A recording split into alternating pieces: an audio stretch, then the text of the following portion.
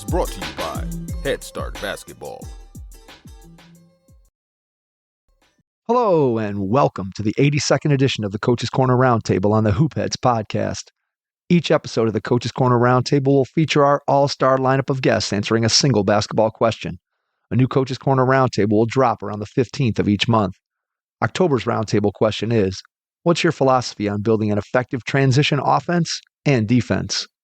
Our coaching lineup this month includes Dominic Amorosa from Strake Jesuit College Prep, Jake Boyd from Luther College, Erik Buehler from Arapahoe High School, Stephen Halstead from Grace College, Mike Koehler from Elkhart Lake High School, Bob Krizancic from Menor High School, Raul Placeres from Maryville College, Chris Richardson from Wheeling University, Don Showalter from USA Basketball, Kevin Snyder from Cherry Creek High School, and Mo Williams from Salisbury University. Please enjoy this roundtable episode of the Hoopheads podcast, and once you're finished listening, please give the show a 5-star rating and review after you subscribe on your favorite podcast app. Be sure to follow us on Twitter and Instagram at HoopheadsPod for the latest updates on episodes, guests, and events from the Hoopheads Pod. Hey, Hoopheads, when a player becomes unguardable, the game shifts, the defense breaks, the crowd roars, and your team takes control. Great players don't just get lucky, they stoke the fire within. They're built in practice, accelerated with the right reps, the right motivation, and the #1 selling shooting machine in America, Dr. Dish. Feed your fire. Follow their incredible content at Dr. Dish B-Ball on Twitter, Instagram, Facebook, and YouTube. Mention the Hoopheads podcast and save an extra $300 on the Dr. Dish Rebel, All-Star, and CT models. Those are some great deals, Hoopheads. Get your Dr. Dish shooting machine today. Hi, this is Munch Williams from Pro Scholar Athletics and the author of Our PSA, and you're listening to the Hoopheads podcast. Let's hear from our panel about how they build an effective transition offense and defense. Dominic Amorosa, Strake Jesuit College Prep in Houston, Texas. Dominic Amorosa, head basketball coach at Strake Jesuit in Houston, Texas. Key to effective transition offense is teaching guys to win the first 3 steps, both offensively and defensively. I think once you got guys committed to winning their race, going down and back, you can build from there. Offensively, we want to throw the ball ahead as much as we can. Defensively, we want to load to the ball side and communicate, talk and point, and that's my philosophy. Thank you. Jake Boyd from Luther College. This is Jake Boyd with Luther College answering this month's roundtable question. What's your philosophy on building an effective transition offense and defense? Our philosophy on building defensively in transition is probably fairly standard in wanting to sprint back and stop the ball, but might differ slightly as we also simultaneously aim to cover certain areas we designate as the most essential pieces of our half-court scheme for that particular opponent. For example, we played a really good big last year and wanted to double him each possession, so we wanted 2 specific guys to run back, find him, and position themselves accordingly with no other specific responsibilities. Offensively, our philosophy is dictated by our defensive philosophy, so we're more measured, but we want to attack with great spacing from wide angles that make for easy scoring opportunities at the rim, aiming also to avoid overpassing. I really like a rule Coach Showalter shared of not making more passes than the number of defenders you're facing in transition, so I stole that. There are so many ways to be successful in transition, but I think your personnel always plays a huge part in your philosophy on transition. I'm excited to hear everyone else's thoughts on this. Best of luck to everyone as the season begins. Thanks always for having me, guys. Erik Buehler, Arapahoe High School, Centennial, Colorado. Hey, what's going on, Hoopheads? This is Erik Buehler at Arapahoe High School. And this month we were asked what our philosophies are in building our transition offense and defense. And on the offensive end, I think it's paramount that you get kids to believe in running the floor hard and looking to run and trying to create running opportunities every chance they can. I think that's just hard to instill in kids and to create a new habit with them. Second is being comfortable playing in space. I think a lot of kids grow up and they run sets or they run half-court offenses, and they don't quite understand how to use the full length of the court to their advantage, or how to gain an advantage in transition. And then the next thing we do on offense is we encourage playmakers to get to spots. If you can get a kid that can create ahead and you can pitch it ahead to them, we always like those one-on-one opportunities or two-on-one opportunities with our best, most skilled players in transition. And then if you want to get in the nitty-gritty of it, you can get a lot of great offensive looks by adding the rim runner or some ghost screens or a trailing ball screen or transition automatically into pin downs. All of those type of actions with flow and pace can be really deadly on the offensive end. Defense, I feel, is a lot simpler. It's not quite as hard to instill in kids, but obviously you kind of look to see what you can get away with or rebounding on the offensive end. If you're a tag-up type person, which we've done at times when we had really good guards that could rebound, we had some height that could create tips and deflections, loose balls coming off the glass. We would send 4 or 5 guys sometimes to the glass to create extra opportunities for us. Other years when we knew we didn't have kids with that type of mentality or that ability, you have 1 back or 2 back, depending on who you're playing, what the scout is game by game. But typically you have your point guard or the person that's farthest back, they get back and they kind of help build that wall and help communicate what needs to be done in that defensive transition look. Just some things we've done over the years. Thanks for having me on again, guys, and look forward to talking to you again. Bye. Stephen Halstead from Grace College.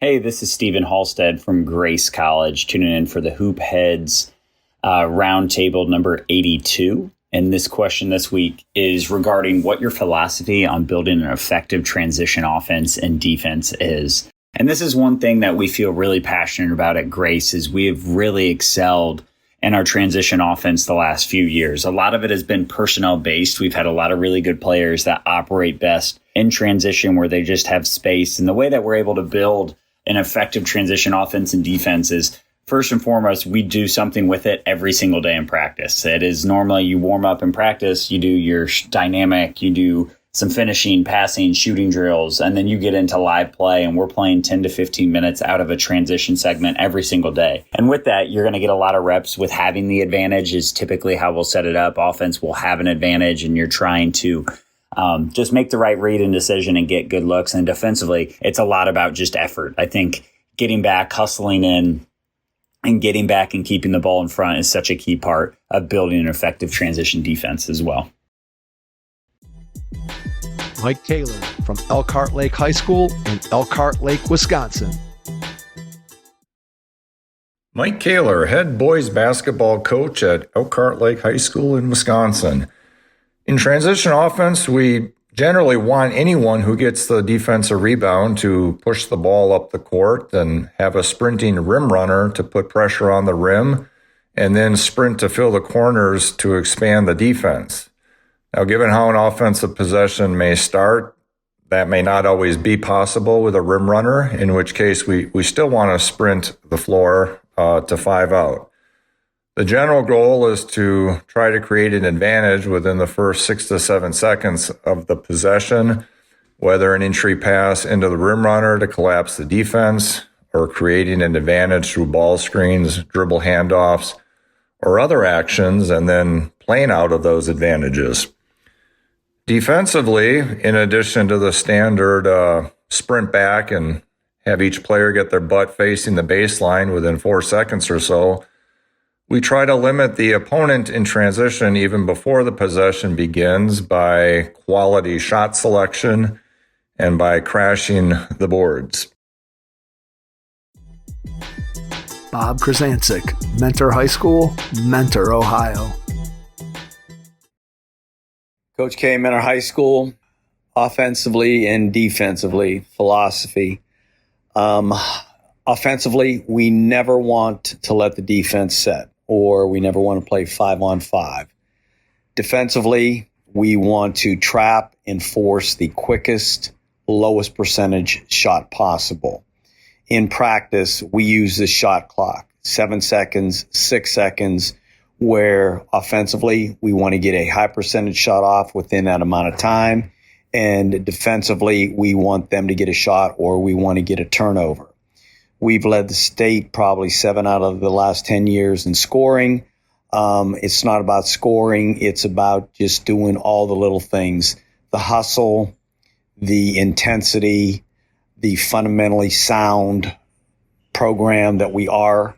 And if everything goes right, we will score a lot of points. We will win basketball games. And that definitely is our philosophy. Thanks. Coaches, you've got a game plan for your team, but do you have one for your money? That's where Wealth for Coaches comes in. Each week, we'll deliver simple, no-fluff financial tips made just for coaches. Whether you're getting paid for camps, training sessions, or a full season, Wealth for Coaches helps you track it, save it, and grow it. It's time to stop guessing and start building. Subscribe now at wealthforcoaches.beehive.com/subscribe and follow us on Twitter @wealthforcoaches for daily money wins. Your money needs a coach. Start with Wealth for Coaches.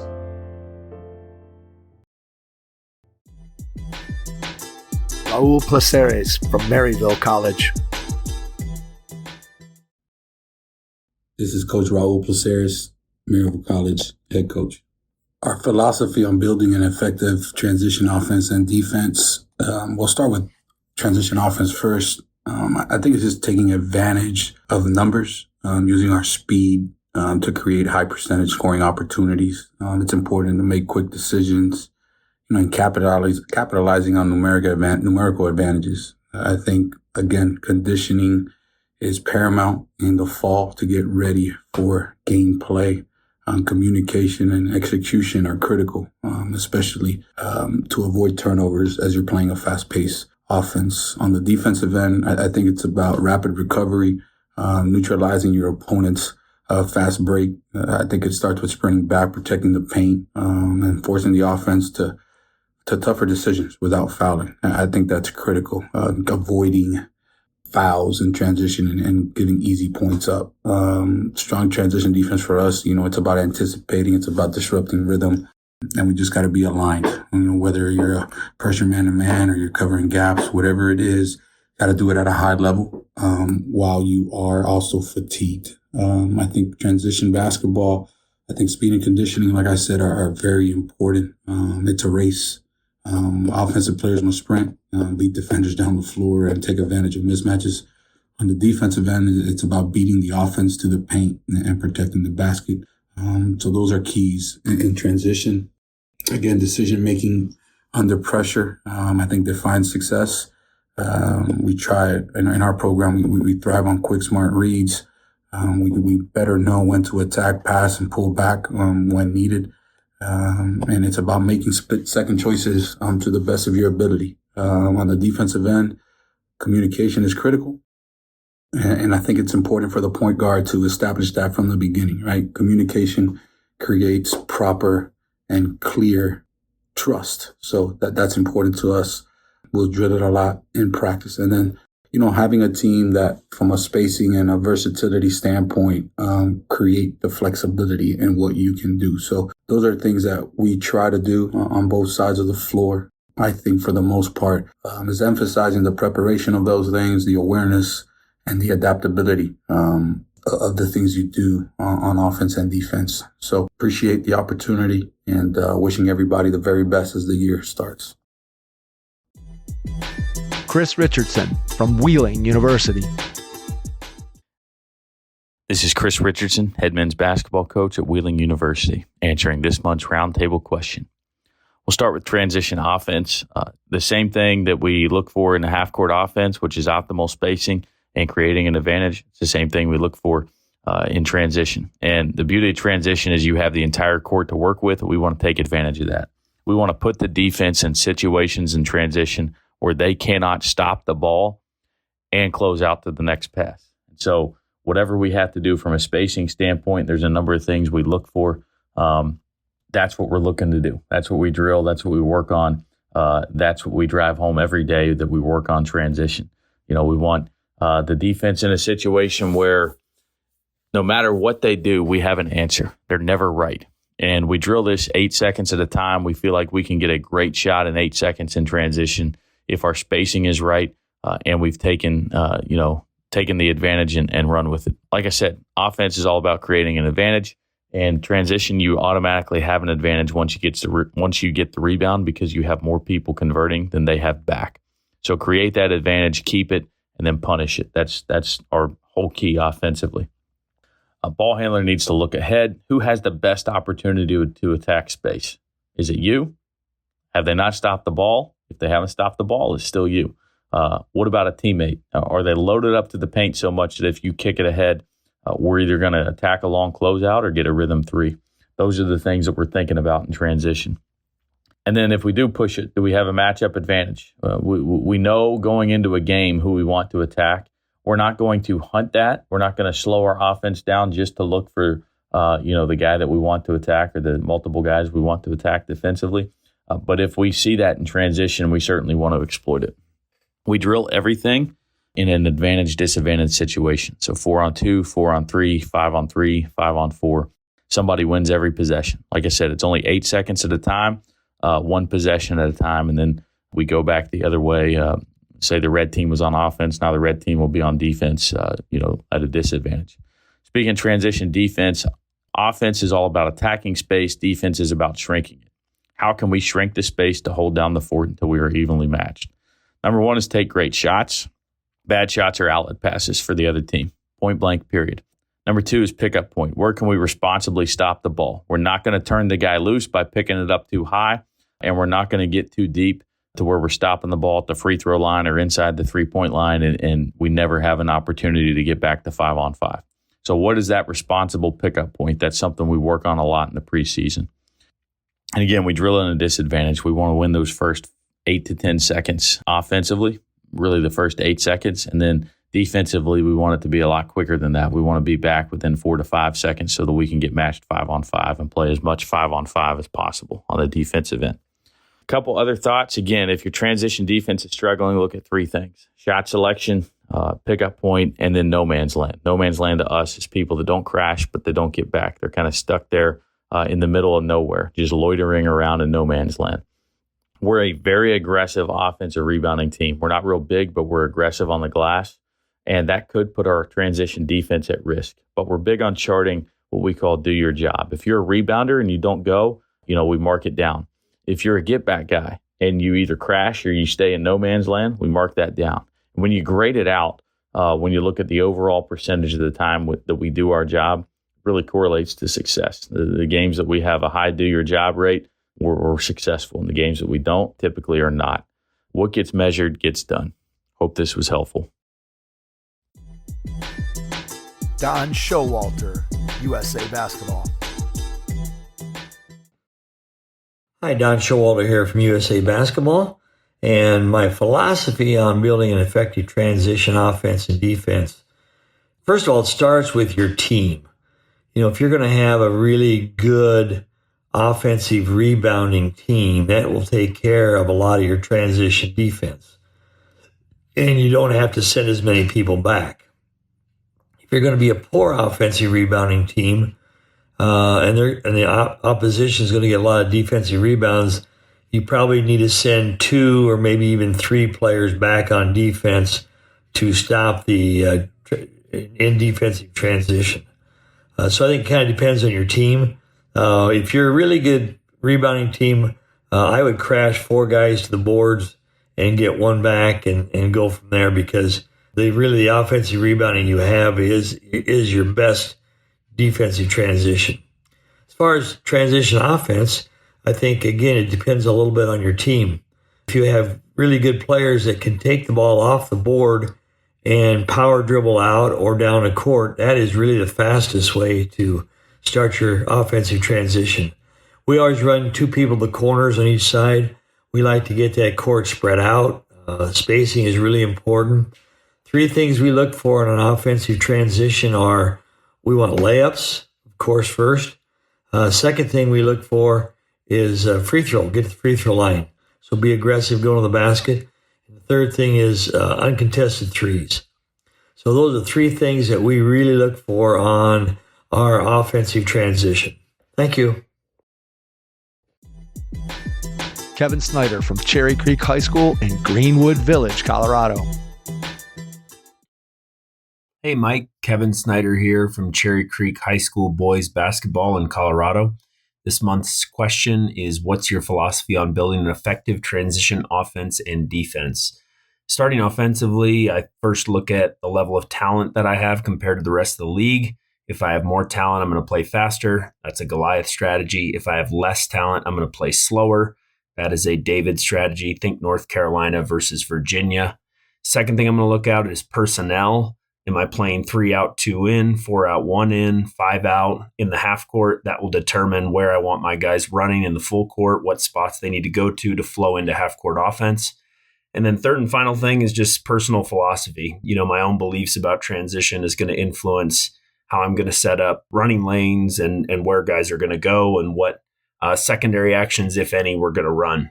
On the defensive end, first thing I think about is how many guys am I sending to the offensive glass? That's going to determine rules and roles for guys on defensive transition. At the high school level, you got to get really good at protecting the rim. There's not as many 3-point shooters, so we make sure that we run back to the paint and then match up from there. Our communication has to be on point. And then last but not least, the area between the 2 free throw lines is the racetrack. That is a race against the other team, whether it's transition offense or transition defense. You're trying to beat your man down the floor in the racetrack. All right, Mike, be well and go Bruins. Mo Williams from Salisbury University. Hi, this is Coach Mo Williams from Salisbury University. I'm here to answer the roundtable question for this week.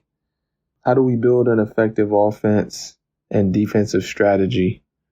Well, I think number one, what we really want to focus on is before anything we do, it has to be based on what fits with the players that we have. So every year, based on the recruiting and the players that we get, we're really focused on how we want to play on both sides of the floor.